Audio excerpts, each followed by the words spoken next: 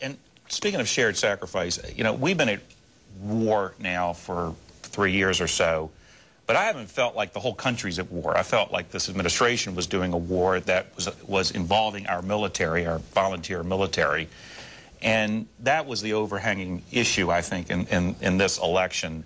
Bobby, what is going to change in that regard? I mean, what would you, now that you have an opportunity to do something about it, what are you going to do? The first thing we're going to do is start telling the truth, have hearings, and get the truth out. Do you want to have investigations? Because that's the other thing, that's going to turn this thing into a big courthouse, and it's going to be recriminations. You talk about investigations. I think the Republicans are afraid that the Democrats might do to them what they did to us. If you look under President Clinton, they did 8 times more hearings on his use of the Christmas card list than Republicans have done on fiscal mismanagement in Iraq. I mean, I don't think there's any willingness on the part of the Democrats to have the character assassination type hearings.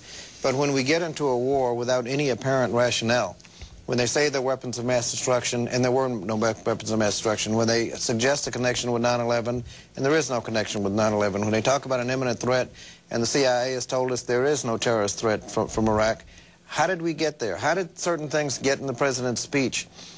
We don't know. As an American, Gary, would you like to see some of these investigations, and let's get it out in the open for, you know, finally? When we talk about the war, let's not go back to revisionist history. There were Democrats in the briefings.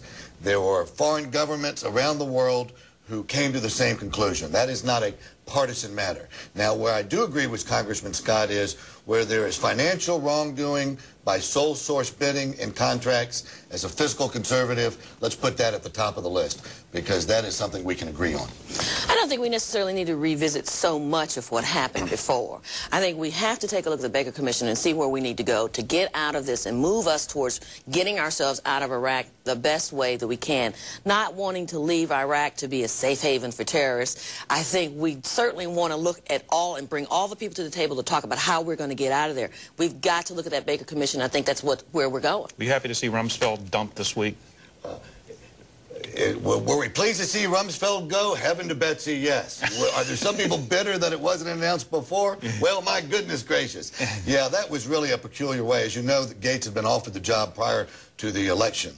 And had that been announced 3 or 4 weeks earlier, perhaps at least in Missouri and Virginia, we may still have control of the Senate. Were you sort of rubbing your hands going, God, I'm so happy he's not dumping this guy before the election? Well, I never thought much of whether he was there or not as an issue. I think the policy is the issue. If he's there, you change your policy, you change your policy. If he's gone, if you have the same policy, you haven't done anything.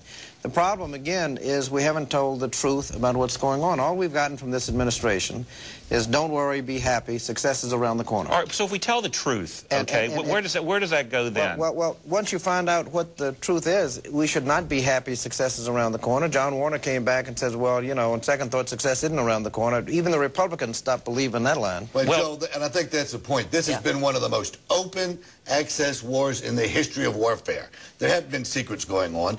The Democratic leaders are not limited in their knowledge of the war as to what the president tells them. They can go over there anytime they want. And, of course, Senator Warner, my old boss, and others, as the congressman indicates, have found differences with the administration. So it's not as much about hiding the ball. Differences on facts.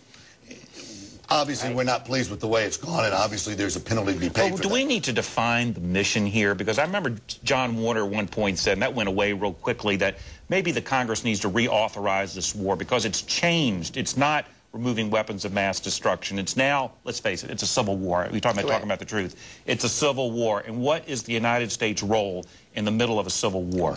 And I think that's an excellent point. I think the Baker Commission is probably going to recommend a dramatic change of direction, whether it's going to be a bifurcation of the country. I think there will be a substantial change. I don't know. Obviously, I don't think that we necessarily should be over there playing in the middle of their civil war. We do have a responsibility, because we created it, to get over there and figure out how we're going to extricate ourselves so that they can figure out what they want to do with their country. But we've gone so far at this point that until Baker tells us what to do, until the Baker Commission comes out, and I'm not saying that's the end-all, be-all, but it certainly gives us a different perspective on where we are and where we need to go. Bobby, we had 3, before this 110th Congress is coming up, we had 3 Republicans on the House Armed Services Committee. You'll still have 3 Republicans from Virginia, from Hampton Roads, on the House Armed Services Committee, but they're now going to be in the minority party, right? You're not on armed services.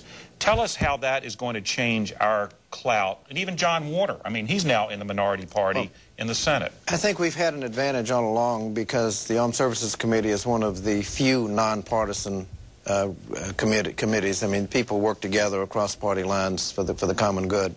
We will still be in a strong position on that committee. We'll have senior members. The president is still president. And the fact that we work together has served us well over many years. When Owen Pickett, Herb Bateman, Norman Sisisky were there, they're extremely, all three, although you had different parties represented, all three were extremely influential. And I'd expect all three of our local representatives to still be extremely influential in that committee. And the Democrats will listen to them and will give them that committee tends to be much more issue-oriented and is able to work together a lot better than some of the other committees. The Judiciary Committee that I serve on is an ideological committee, and so you have wider differences. Armed Services tends to work together. Those who want to be on the Armed Services Committee are generally very supportive of the military, both Democrats and Republicans. And the fact that our delegation works well together, I think we'll continue to work well for Navy shipbuilding to support the local military bases. And I think we'll do extremely well. And Jim Webb, back to the war, made a compelling case against the war to begin with. And I think his consistency throughout that and a clear message on the war served him well in his campaign. And I think everybody's going to talk forever whether George Allen lost the election and Jim Webb won it. But just real quickly, what do you think? Well, I think George Allen announced that he was running for Warner's seat in 2008 by not asking for a recount. It was a very close race. A lot of things made a difference. But, you know, that's the beauty of the American system. Already Mitt Romney's coming to talk to folks in Virginia now that Allen doesn't look to be on to 2008. On to 2008. Right. Okay, Bobby, good luck up in Washington. We'll be watching. Hope you're not working so hard that you can't come back and see us. Always good seeing you, Vivian. Gary, thank you. When we return, more tragedy in Franklin. First, another flood. Now 3 Boy Scouts and their troop leader dead in a car accident. Mayor Jim Council joins me next.